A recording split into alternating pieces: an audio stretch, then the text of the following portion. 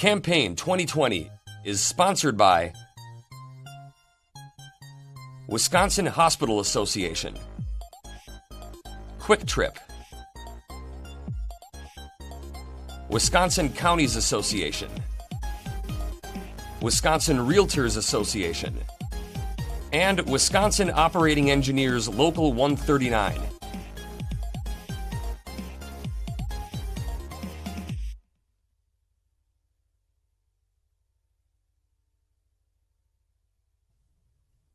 Derrick Van Orden of Hager City is a Republican running in the 3rd Congressional District. Mr. Van Orden, welcome to Wisconsin Eye. Thank you. Thank you for having me. When I interview congressional candidates, here's my first question. What's at stake in the November 3 election? Well, I think the choice between the parties and the candidates has never been so stark, certainly in my lifetime. We're at the point where people are seriously discussing defunding the police. I've lived and worked in ungoverned spaces before, and we do not want that here in America. We're having these programs that are written for trillions and trillions of dollars that are putting not our grandchildren in debt, our great-grandchildren and great-great-grandchildren in debt. So, and they're making people, unfortunately, more beholden on the government than I think we should be as American citizens. So this election truly is incredibly important to make sure that we can, at a minimum, provide the same types of opportunities to our children that we had growing up. And that's a big deal. Well, you're talking there about the debt that has gone from about 22 to potentially 27 trillion with a T. Right. So have our leaders been willing to set aside the debate and consideration of the increasing debt to focus on the short-term federal packages to help us deal with COVID? Yes, but it's not a blanket thing. To say that the government has been spending money like a drunken sailor is an insult to drunken sailors, because they're inventing money, and we can't do this any longer. It is simply unsustainable to continue to spend these trillions of dollars that we don't have. You have to be able to identify what is right and good in order to take care of a problem. But when you're talking about, you're talking about these programs that are providing $1,200 of American taxpayers' money to illegal aliens. That's written in the package. You know who signed off on that twice? Ron Kind, in the HEROES Act. They tried to remit that portion of the bill, and Ron voted against that also. So he's voted for that twice. That's not appropriate. $25 million for the Kennedy Center. What does that have to do with COVID relief? So when you start throwing around these bills with the T on them, people are sliding hundreds of millions and billions of dollars of things into these bills that have nothing to do with the purpose, which is to help us get through this crisis together as a nation. That's why we need to absolutely, number one, we need a balanced budget amendment. It's got to be an amendment. I'm all behind that. And then also we have to make sure that we get a clean bill passed that is laser focused on helping the American citizens and businesses get back up, and put all this other, for Pete's sakes, the Green New Deal is essentially written into these packages for Nancy Pelosi and Ron Kind. He helps write those, and it's inexcusable. Do we need another COVID aid package passed by Washington? You're well aware of the back and forth negotiations. The U.S. House passed a bill, $3.3 trillion. The president said we're done negotiating. Now there's some talks going on. Do we need another COVID relief package out of Washington?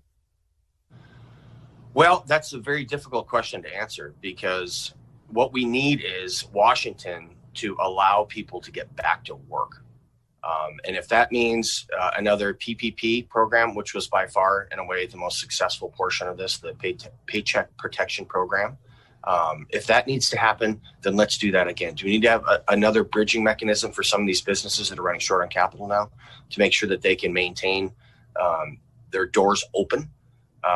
If that's the case, which very well may be, then we need another bill. But if we just want to start throwing money around that we don't have, which is what it seems like is taking place, then that's an inappropriate expenditure of American taxpayers' dollars. So we have to make sure that our businesses are able to stay open to employ people, because Western Wisconsinites, we're hard-working people. I'm a retired Navy SEAL senior chief. I am a tradesman. I work with my hands.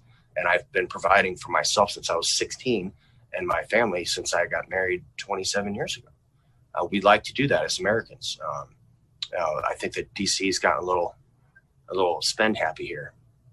Wouldn't a balanced amendment, though, hurt the Defense Department budget? I mean, if you have a balanced budget amendment, wouldn't, in effect, all federal programs have to take some cut, including the Pentagon, sir? Okay. You're fine with that. Okay. If it works, it works. If we have to collectively tighten our belt as American citizens, and that certainly does not mean that does not mean the $4 trillion tax increase that Joe Biden and Ron Kind and Nancy Pelosi are all behind. I disagree with that completely. But if we have to really take a hard look at all of these programs so that we can collectively come out on the other side better, then that's what we do. There should be, other than Social Security, Medicaid for our elderly folks, there's really not a lot of things that are sacrosanct. And I know people don't think that a retired Navy SEAL would say that, but when you have programs with trillions of dollars worth of budget, you're going to have a tremendous amount of waste in there. Agriculture is an anchor of the 3rd Congressional District. You bet. We have farmers going out of business. I don't need to tell you that. So if you're going to Congress, what program would you put forth to save agriculture, to help farmers in the 3rd? Well, first and foremost, we would make sure that the USMCA is fully implemented. So Ron Kind and Nancy Pelosi sat on USMCA for so long that we lost over 840 dairy farms here in Wisconsin. So that's inexcusable. The reason they did that is because they were chasing after the impeachment debacle, and they refused to get the USMCA through. Ron Kind is quoted as saying Nancy Pelosi is the gatekeeper for this. So what we have to do for our farmers is make sure that they have a level playing field on the international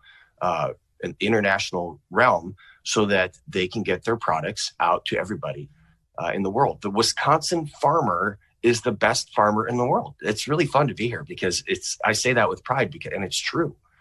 We can compete with anybody in the nation and around the world as long as we have a level playing field. So that's what I would do. I would absolutely make sure that USMCA continues to be implemented and make sure that we always put our farmers, manufacturers, and other businesses in the state of Wisconsin above politics. Ron Kind has been putting politics above these things for over 20 years. And it's quite frankly shameful. I'm not going to do that. I live on a hobby farm. I live in a township on purpose. I know what it's like to have a limited amount of resources and know what it's like to have to really focus on what you're doing in relationship to a budget and running a business. Ron does not. You referred earlier to calls to defund the police. That conjures up the whole debate over policing reforms that we've seen nationally and even in Kenosha. Yep. Are there any national policing reforms that you think should be enacted, sir? Well, let me tell you something about this. That you can't enact any reforms or really have a conversation about doing anything unless you come to the table honestly. And this is going to shock you if you haven't heard this before. Ron Kind had a conference call with our 18 sheriffs in our district. We have 18 whole and partial counties. And he said that he would never vote for a bill that removed qualified immunity from police officers because he was a prosecutor and he knows what that means.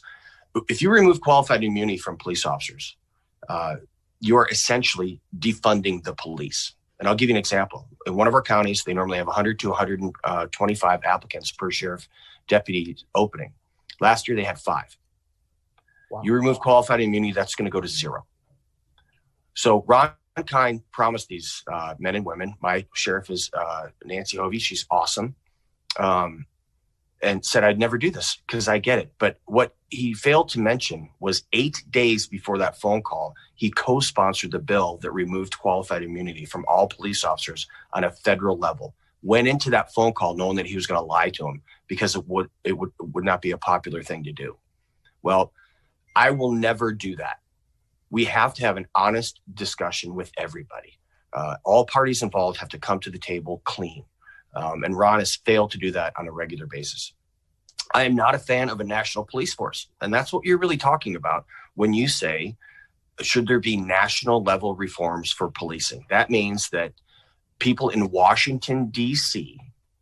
are telling people in Sparta, Wisconsin, how they're going to police their citizens. And it never works out. We look at central governmental control, especially when you're talking about law enforcement and internal intelligence operations, and it's always been a disaster. That's what the Stasi was. We need to stay away from that. The closer to the problem set you are as a peace officer, the more readily you understand what the needs of your community are.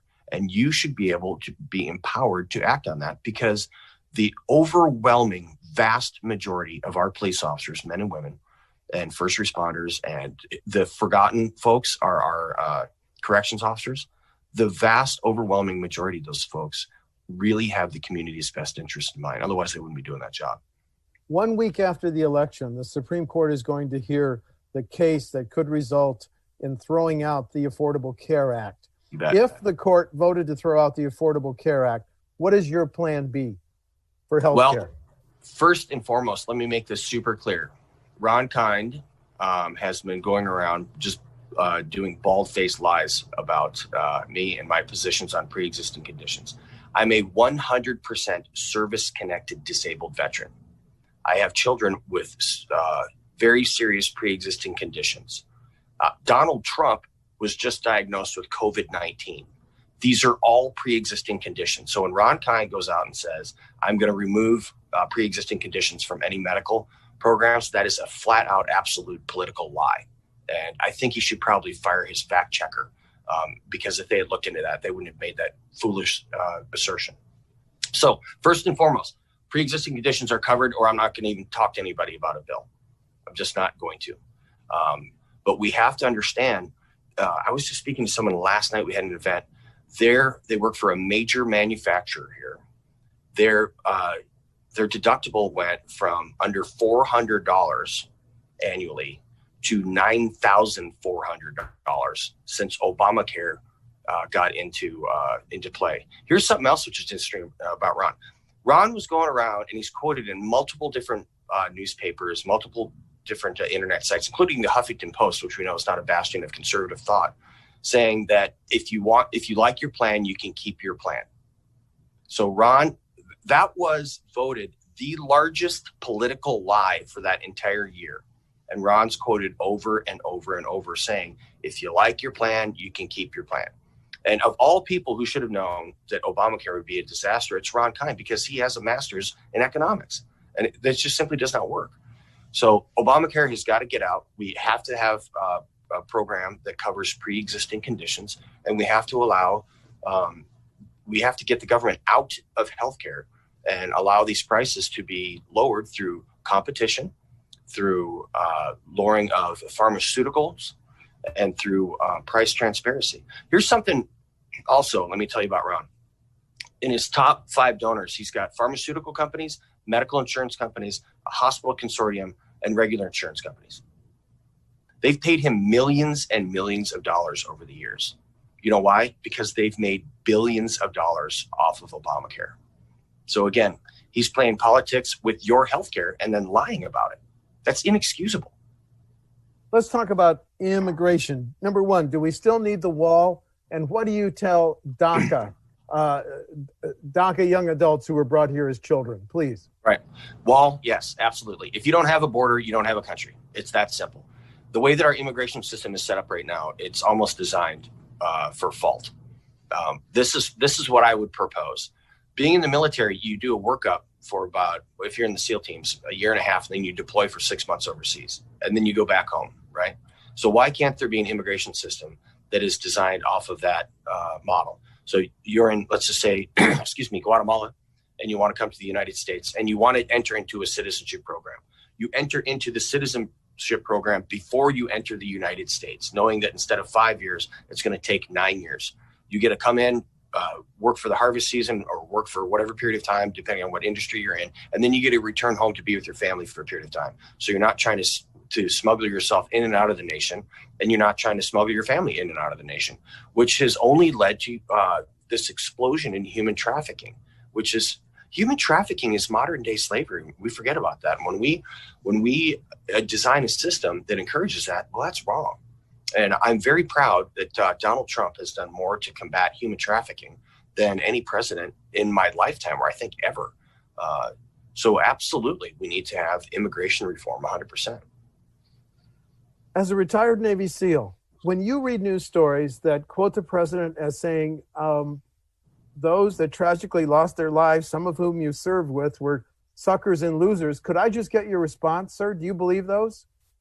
Let me ask you this question. The answer is no, but let me ask you this question.